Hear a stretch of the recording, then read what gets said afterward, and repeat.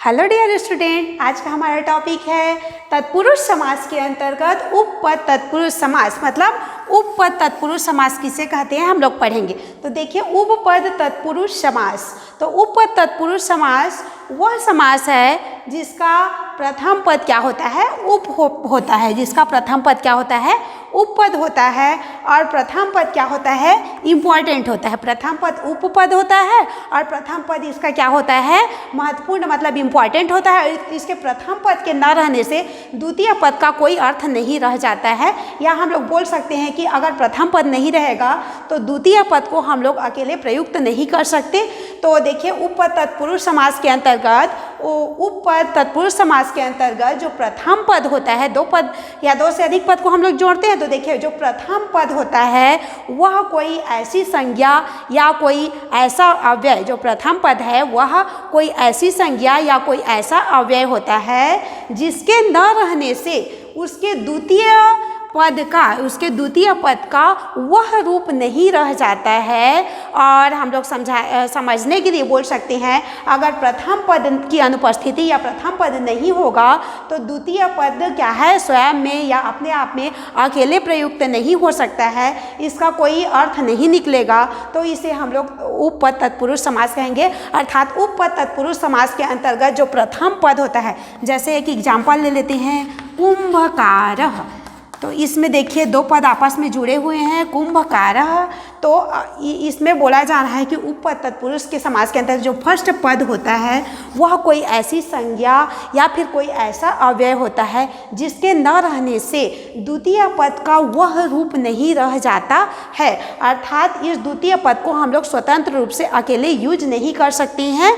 तो देखिए, उपपद तत्पुरुष समास के अंतर्गत जो प्रथम पद है वह क्या होता है, उपपद होता है और इम्पॉर्टेंट होता है। और जो द्वितीय पद होता है वह कृदंत होता है। जो द्वितीय पद है वह क्या होता है, कृदंत होता है। और जो प्रथम पद होता है वह कोई संज्ञा या फिर तो अव्यय हो सकता है। और जो प्रथम पद रहेगा वह इम्पॉर्टेंट होता है, मतलब इसका रहना निश्चित है। यह नहीं रहेगा तो द्वितीय पद का कोई अर्थ नहीं होगा। तो इस प्रकार से हम लोगों का उपपद तत्पुरुष समास के अंतर्गत फर्स्ट पद क्या होता है, उपपद और इम्पॉर्टेंट होता है, मतलब उपपद का रहना निश्चित है, नहीं तो द्वितीय पद का अकेले में हम लोग कोई अर्थ नहीं होगा। जैसे इसी एग्जाम्पल को देख लेते हैं, कुंभकारः अगर है तो हम लोग मान लो कुंभ को हटा देते हैं। यहाँ पर कुंभकारः है तो हम लोग कुंभ को यहाँ पर मान लो उपपद को हम लोग यहाँ से हटा देते हैं। तो कारः क्या है, अपने आप में अकेले यूज नहीं होगा, अकेले हम लोग इसको प्रयुक्त या उपयोग नहीं कर सकते हैं। यहाँ पर उपपद होना जरूरी है। जैसे कारः, तो इसका क्या अर्थ होगा, क्या करने वाला है। तो देख लेते हैं, इसके लिए हमें एक उपपद की आवश्यकता है। मान लो हम लोग कुंभ को अगर हटा देते हैं तो वहाँ पर हम लोग स्वर्ण यूज करते हैं, या स्वर्ण या कुछ भी क्या है संज्ञा यूज कर सकते हैं।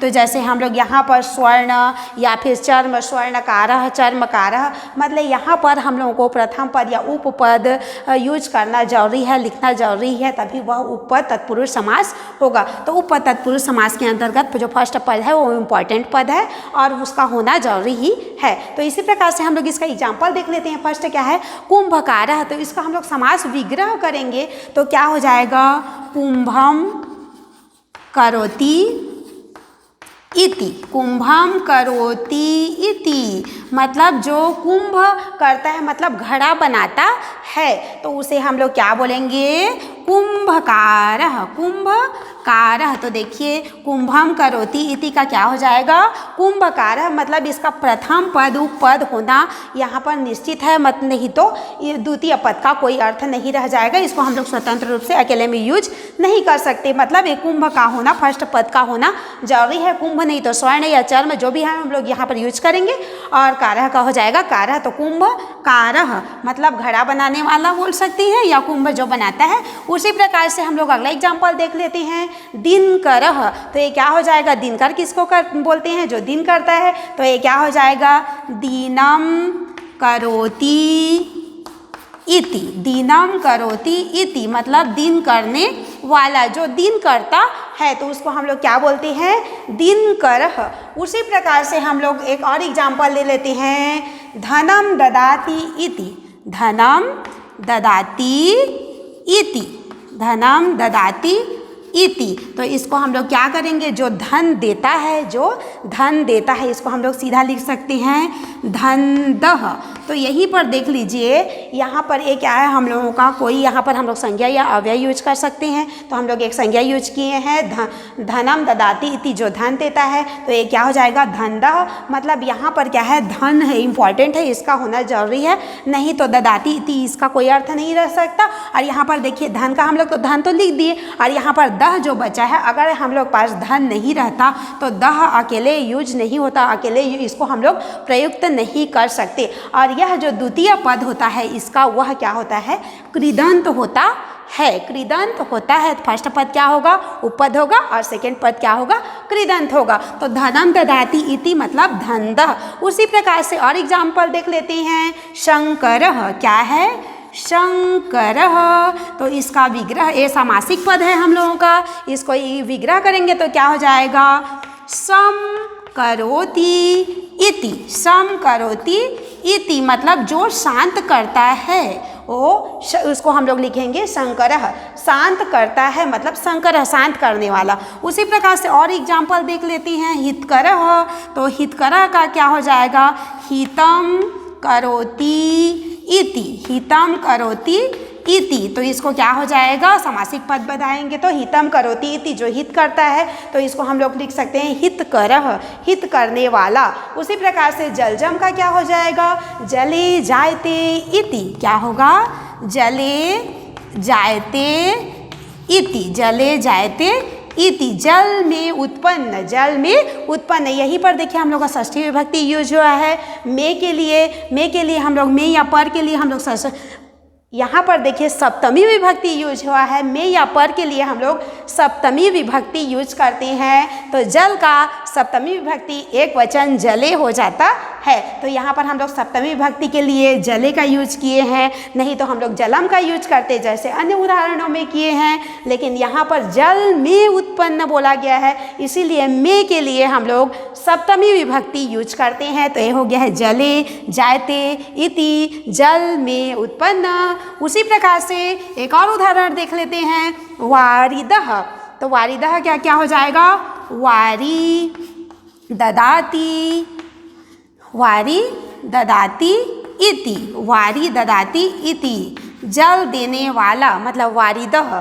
ठीक है, इस प्रकार से हम लोगों का उपपद तत्पुरुष समास कहता है। इसका फर्स्ट पद, प्रथम पद क्या होता है, कोई ऐसी संज्ञा या कोई ऐसा अवयव होता है जिसके न रहने से द्वितीय पद का वह रूप नहीं होता है या वह रूप नहीं रह जाता है। इस हम लोग ये सेकेंड पद जो कृदंत होता है, इसको हम लोग अकेले में प्रयुक्त नहीं कर सकते। तो इस प्रकार से हम लोगों का उपपद तत्पुरुष समास के अंतर्गत फर्स्ट पद क्या होता है, अव्यय होता है, और सेकेंड पद क्या होता है, कृदंत होता है। फर्स्ट पद क्या होता है, फर्स्ट पद हम लोगों का फर्स्ट जो पद होता है वह इम्पॉर्टेंट होता है, या बोल सकते हैं संज्ञा होता है, और जो द्वितीय पद होता है वह कृदंत होता है।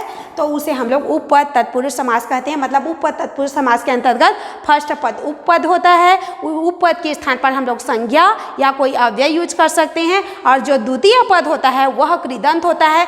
इसमें फर्स्ट पद की उपस्थिति, फर्स्ट पद जो हम लोगों का होता है वह जरूरी पद है, मतलब यह रहेगा तभी ही हम लोग इसको उपपद तत्पुरुष समास के अंतर्गत विग्रह या सामासिक पद का निर्माण कर सकते हैं। अगर उपपद नहीं होगा तो इसका कोई अर्थ नहीं होगा, मतलब इसको हम लोग सेकेंड पद को, द्वितीय पद को अकेले में यूज नहीं कर पाएंगे। तो इस प्रकार से हम लोगों का उपपद तत्पुरुष समास इंड होता है।